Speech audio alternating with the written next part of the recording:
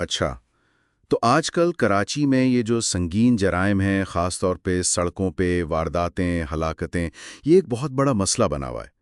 ہمارے پاس آج ایک پوڈ کاسٹ اسکرپٹ کا حصہ ہے۔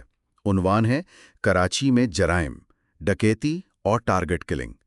تو آج ہم اسی پہ ذرا گہرائی سے بات کریں گے اور دیکھیں، شروع میں یہ ایک بڑی تشویشناک بات سامنے آتی ہے۔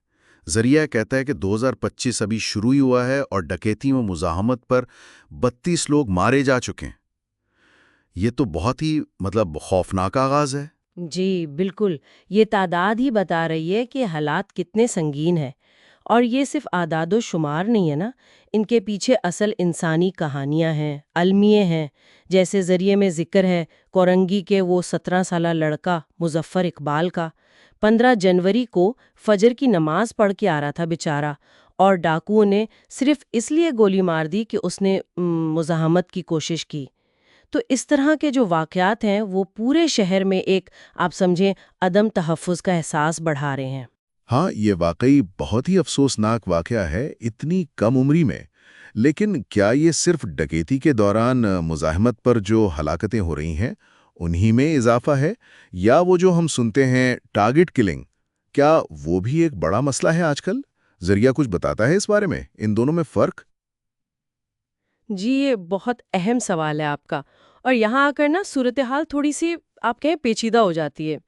ذریعے میں ایک رپورٹ کا حوالہ دیا گیا ہے۔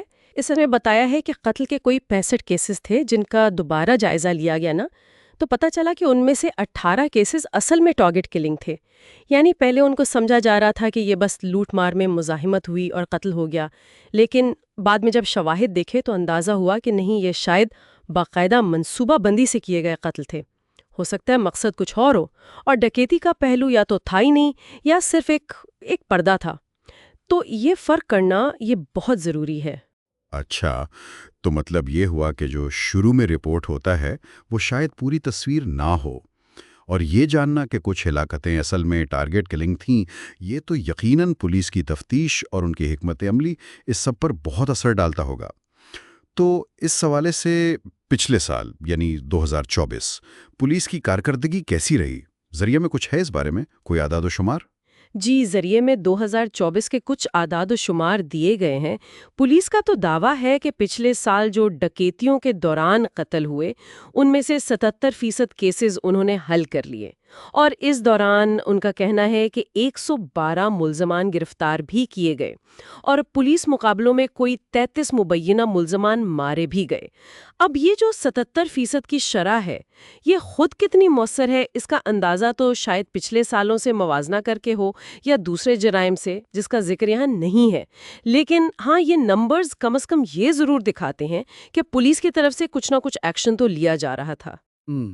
یعنی کارروائیاں تو ہو رہی ہیں، گرفتاریاں بھی، مقابلے بھی، لیکن جرائم تو پھر بھی ہو رہے ہیں۔ تو ایسے میں عام شہری کیا کرے؟ مطلب پولیس تو ہر وقت ہر جگہ نہیں ہو سکتی نا؟ بالکل، یہ بہت اہم بات ہے۔ شہری خود اپنی حفاظت کیسے کریں؟ تو ذریعے میں کچھ بنیادی احتیاطی تدابیر بتائی گئی ہیں۔ سب سے اہم تو یہی ہے کہ خدا نہ خواستہ اگر کسی ایسی واردات کا سامنا ہو جائے تو اپنی جان کو خطرے میں نہ ڈالیں، مطلب غیر ضروری یا پرتشدد مزاحمت سے گریز کریں۔ دوسری بات، قیمتی چیزیں، موبائل فون، پیسے، ان کو بہت زیادہ نمایاں کر کے نہ رکھیں۔ اور تیسرا یہ کہ اگر اپنے آس پاس کوئی بھی مشکوک سرگرمی دیکھیں، کوئی بندہ مشکوک لگے، تو فوراً پولیس کو اطلاع دیں۔ یہ چھوٹی چھوٹی احتیاطیں ہیں جو ہر شہری کو، آپ سمجھیں، اپنانی چاہیے۔ تو خلاصہ یہ ہوا کہ کراچی میں یہ پرتشدد ڈکیتیاں اور ٹارگٹ کلنگ دونوں ہی تشویشناک سطح پر موجود ہیں۔ پولیس نے پچھلے سال کچھ کارکردگی دکھائی، کیسز حل کیے، گرفتاریاں کیں، جس کے اعداد و شمار بھی ہم نے دیکھے، اور شہریوں کو بھی اپنی حفاظت کے لیے خود محتاط رہنا ہوگا۔ جی ہاں بالکل۔